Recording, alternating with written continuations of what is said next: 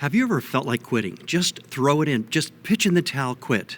Circumstances, pressures, broken dreams can twist your arm until you feel just like quitting. Many workers feel locked into unglamorous jobs and are tempted to quit. Many have lost jobs during this pandemic, while others have had a business jolted by the unstable times until you're just not sure you can make it. And quitting may seem like the best solution. Disappointed and disillusioned students may feel like walking away from the pressures, and many quit life itself once for all. Discouragement entices marriage partners to give up their pledge to loyalty to each other, and sometimes Christians, pressured by temptation and ridicule from a conforming world, waver on the brink of quitting moral and spiritual values. Discouraged, we consider quitting because we've tried before and failed.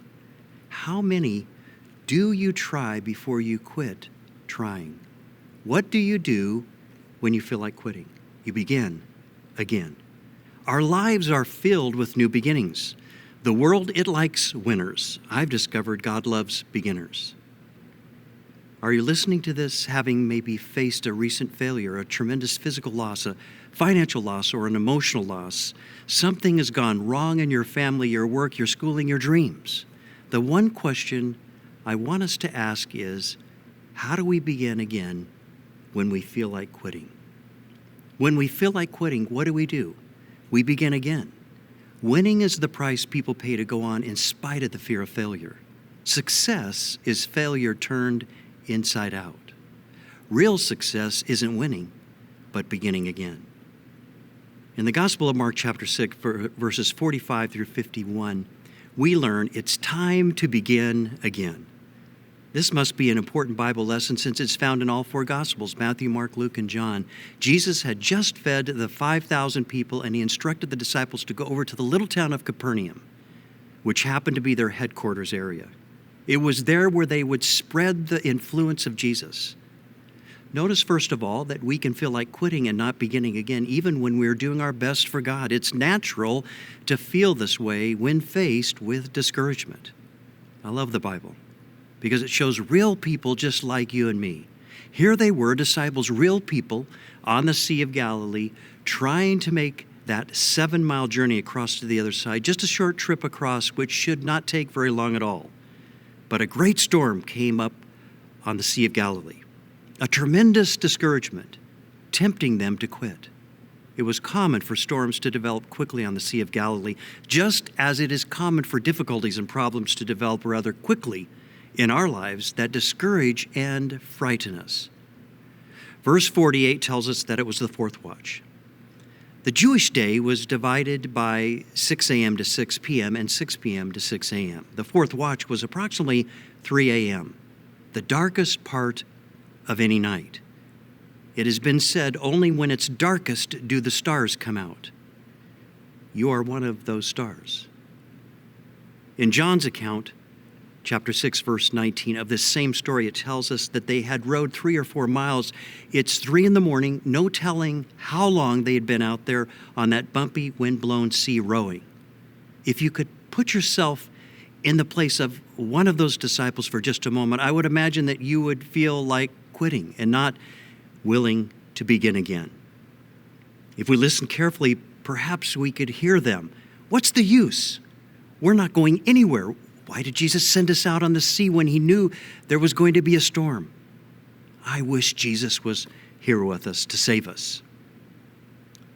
Things don't always happen the way we think they should. We're too much like the little boy who prayed for his sick father. He said, Lord, you know Daddy is sick. I want you to heal him, and I want you to do it now. 1, 2, 3, go. Usually, when we feel discouraged and are tempted to quit, we are made aware of human weakness and human imperfection. Although these disciples were perfect in their motive, wanting to serve God to the best of their ability, they were weak on methods and personal strength. And sometimes that's where we find ourselves on the sea of life. First, we see in this passage that we can feel like quitting even when we're doing our best to serve God. Second, we see that God is always with us even though we may feel like quitting. He's with us all the time. Verse 48, Jesus saw them straining in their life situation because the wind was against them. They were fighting a difficult life situation, and notice he went to them. Notice in verse 49, it indicates Jesus was walking by. Since Jesus has given us free will, we always have the choice of whether to invite Jesus into our life situation. He doesn't force himself into our life situations. Although his presence is always nearby, we must invite him to participate.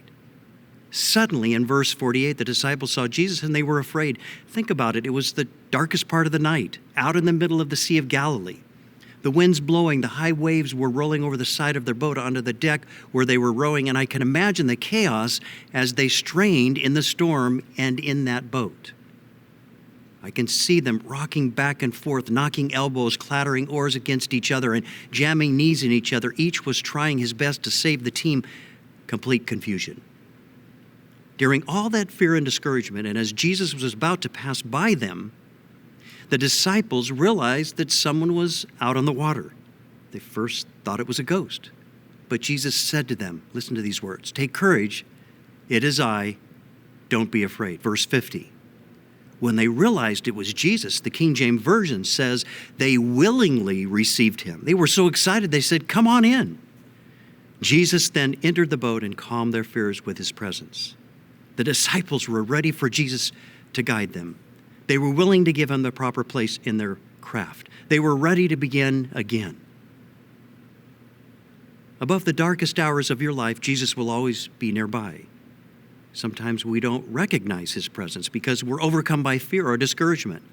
Remember, it was God who said, "Fear not, I will never leave you nor forsake you. I am with you even to the end of the earth." Disappointments should be cremated, not embalmed. I think Dr. Gerald Mann, in his book, When the Bad Times Are Over for Good, helps us with beginning again. He had a junior high coach who was a master motivator. Before every game, the coach would write C-A-N', can't, in big letters across the chalkboard. He'd turn and he'd say, men, this is what the odds and the other team and the newspapers are saying about us today. Now, what are we going to go out there and do? And we, with our adolescent voices, would shout in unison, "Knock the T out of the can't." To knock the T out of my can'ts is to give today to God. Third, in this passage, when we choose to begin again rather than quit, we discover that we are drawn much closer to Jesus and things begin to happen. Psalm verse 34, verse 19 says, "A righteous man may have many troubles, but the Lord delivers him from them all." And that's exactly what the disciples did in this passage. They first realized that bad things happen even when we're trying to do good things for God. Second, that Jesus' presence is always with us even though we may not sense him. Once they had willingly received Jesus' help and direction, John's account says they immediately reached their destination, verse 21. This is the neat part. You see, they reached their destination while being drawn closer to Christ, having shared this frightening experience with him. That's the key. Their hearts were united with him. When we realize that bad things happen to good saintly Christians and realize that during these bad situations, Jesus is present, we will always experience good out of bad. That's what Paul meant in Romans chapter 8, verse 28, when he said, "And we know that in all things God works for the good of those who love him, who have been called according to his purpose." Jesus was saying to his disciples, don't give up with my presence. I just begin again, and you begin again. And the disciples begin again. I ask you and encourage you, you can begin again.